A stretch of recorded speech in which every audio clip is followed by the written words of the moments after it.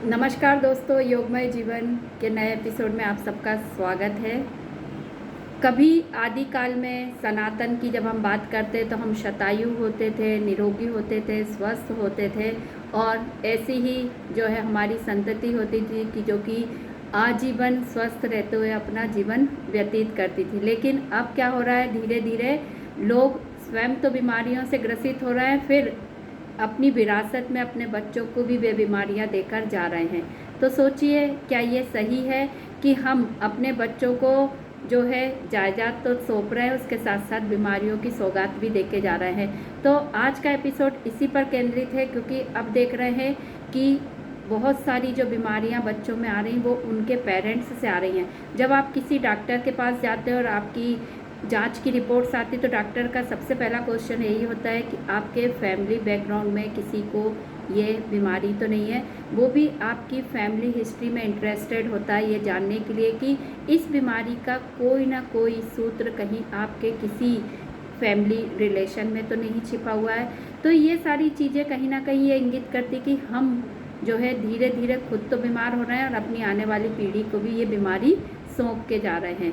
तो हमें ये प्रयास करना होगा कि हम कुछ ऐसे उपाय अपनाएं जिससे कि हम इस चेन को तोड़ सकें, ताकि ये बीमारी हमारे बच्चों से फिर उनके बच्चों से आगे ना बढ़ सके। जैसे कि हम देख रहे हैं मोटापा हो, हार्ट डिसीज़ हो, कैंसर हो, आर्थराइटिस हो, है ना। तो ये सब चीज़ें जो हैं पीढ़ी दर पीढ़ी आगे बढ़ रही हैं कि जैसी आपकी कद काठी बनावट स्वभाव सारी चीज़ें हैं वो तो हमको जेनेटिकली आता ही है अपने पेरेंट्स से।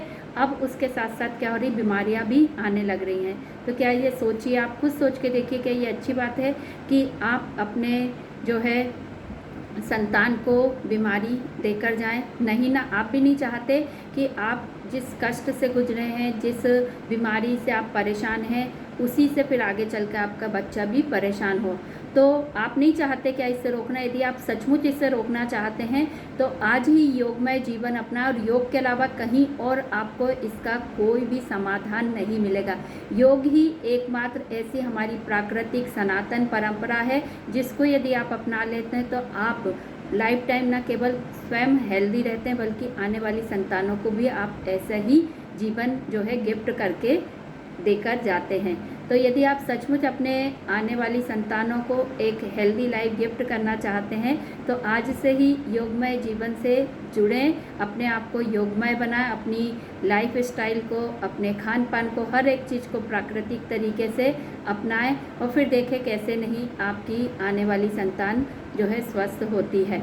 इसके अलावा जो लोग कहते हैं कि ऐसा पॉसिबल नहीं है क्योंकि आजकल तो जो है खान पान सब चीज़ में मिलावट आ रहा है, उसकी वजह से भी बीमारियां होती हैं, तो ज़रूरी नहीं कि हमें अपने पेरेंट्स से ही मिले। कई बार खान पान का जो आ रहा है सामान वो भी इसके लिए दोषी होता है। तो मैं ये इससे इनकार नहीं कर रही, लेकिन हम कोशिश तो कर सकते हैं कि ऑर्गेनिक चीज़ें ही अपनाएं, और जब हम इनको लेते हैं भले इनकी मात्रा कम हो तो हम इनकी वजह से स्वस्थ रह सकते हैं। तो इन सब पे भी हमें अपना थोड़ा सा ध्यान देने की आवश्यकता है, क्योंकि हम जो लोग मिलावट करके या जो है खाद वगैरह डाल के उपज को बढ़ा तो ले रहे हैं, लेकिन हो क्या रहा है कि जो आपके पास पैसा आ रहा है वो बाद में फिर आपके इलाज में ही तो लग रहा है। तो इससे अच्छा नहीं है कि हम कम मात्रा में उगाएं, अच्छा उगाएं, लोगों को भी दें और खुद भी उसको खाएं।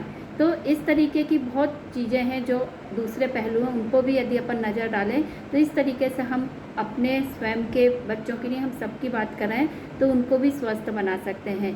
तो बस आपको सोचना है कि आप अपने बच्चों को विरासत में क्या दे के जाएंगे, एक हेल्दी लाइफ या अपनी बीमारियाँ। तो उससे बचना है तो योगमय जीवन में आ जाइए और स्वस्थ रहें, मस्त रहें, प्रसन्न रहें। धन्यवाद।